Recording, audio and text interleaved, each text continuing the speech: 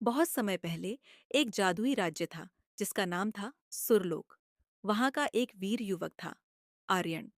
उसके पास एक जादुई ताबीज था जो तब चमक उठता था जब उसकी सच्ची प्रेमिका मायरा उसके पास होती। पर एक दिन मायरा रहस्यमय ढंग से गायब हो गई। आर्यन उसकी तलाश में निकल पड़ा। जंगलों में थोड़ी देर बाद उसने देखा जंगल के बीचों बीच एक नीले पंखों वाला तोता बैठा था। बोलता हुआ तोता आर्यन ने तोते से पूछा, क्या तुम मेरी मयरा को जाते हुए देखा? तोता हंसते हुए बोला, ओ वीर, अगर मेरी पहेली सुलझा ली तो मैं बताऊंगा तेरी मायरा किस दिशा में गई है।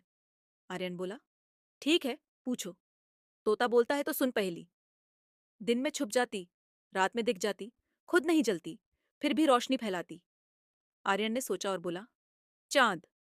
तोते ने मुस्कुराते हुए कहा, सही, आगे बढ़ो। वो उत्तर दिशा की ओर गई थी। आर्यन वहां से निकल गया, अपनी मंजिल की ओर। थोड़ी देर बाद उसने देखा, सामने एक झील है।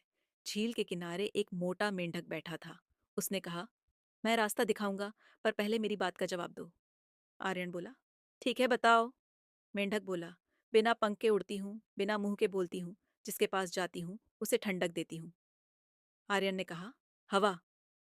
मेंढक हंसा और बोला, सही है वीर। सुनो, मायरा को पहाड़ों के पार जाते देखा था। फिर आर्यन निकल जाता है अपनी मंजिल की ओर जाते जाते। थोड़ी देर बाद आर्यन को पहाड़ की चोटी पर एक सफेद घोड़ा खड़ा था। जादुई घोड़ा। आर्यन उसके पास गया और पूरी कहानी सुनाई। घोड़ा बोला, मुझे अपना साथी बनाना है तो इस पहेली का उत्तर दो।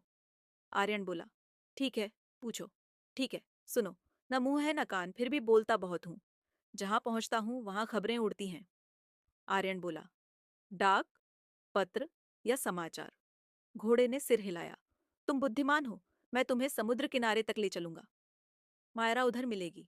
आर्यन अपनी मंजिल ओर निकल पड़ा। आर्यन समंदर किनारे पहुंचा। समंदर में चमकती सुनहरी मछली उभरी और बोली, ओ आर्यन, अगर तुम मेरी पहेली का उत्तर दो तो मैं बताऊं मायरा कहाँ है। आर्यन बोला, ठीक है, पूछो। मछली बोली, सुनो, मैं जीव नहीं, फिर भी सांस लेती हूँ। तुम मुझे पीते हो, मैं तुम्हारे बिना मर जाती हूँ। आर्यन ने कहा, पानी। मछली मुस्कुराई और बोली, सही, मायारा समंदर के नीचे वाले द्वीप पर है। आर्यन द्वीप की ओर निकल जाता है। द्वीप पर पहुंचते ही एक विशाल नाग प्रकट हुआ। उसने कहा, आखिरी परीक्षा है, अगर सुलझाई तो मैं तेरी प्रेमिका तक पहुंचा दूंगा। आर्यन बोला, ठीक है।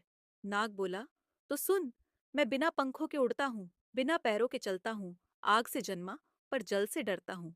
आर्यन ने कहा, धुआं। नाग ने सिर झुकाया। सही कहा, तेरा प्रेम सच्चा है आर्यन। नाग के जाने के बाद समुद्र की लहरें अलग हुईं और वहां मायारा खड़ी थी, नीले वस्त्रों में ताबीज की चमक में नहाई हुई। आर्यन ने उसका हाथ थामा और दोनों जादुई रथ पर सवार होकर सुरलोक लौट आए। उनकी प्रेम कहानी आज भी बुझनी और प्रेम की कहानी के नाम से जानी जाती है, जहां हर उत्तर प्रेम की एक नई दिशा दिखाता है।